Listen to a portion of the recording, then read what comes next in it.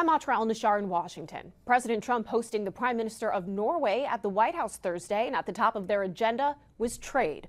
Like countries around the world, Norway hopes to strike a deal with the president that will result in lower tariffs. But the toughest negotiations, if they occur, will be with China. The world is watching anxiously as the new U.S. China trade war halts the largest trade partnership on Earth. The biggest question right now is, are the two sides even talking to each other? Yeah, of course.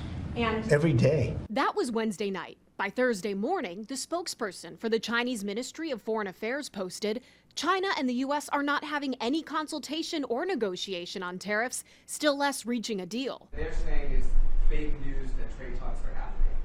Well, they had a meeting this morning, so I can't tell you. It doesn't matter who they is.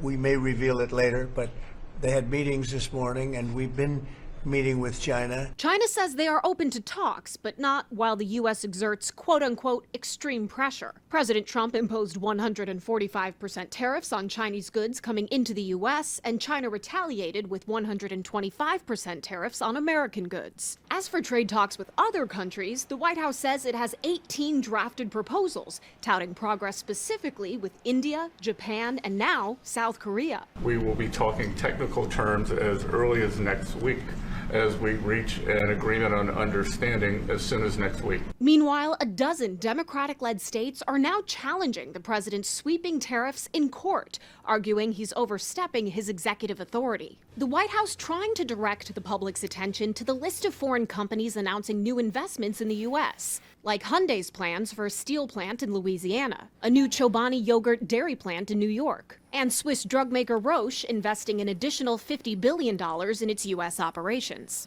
Historically, it usually takes well over a year to negotiate and implement a trade deal.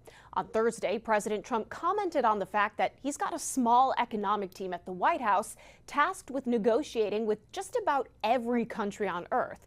So the president said at some point they'll just start unilaterally setting terms for new trade agreements. In Washington, I'm Atra Al-Nashar.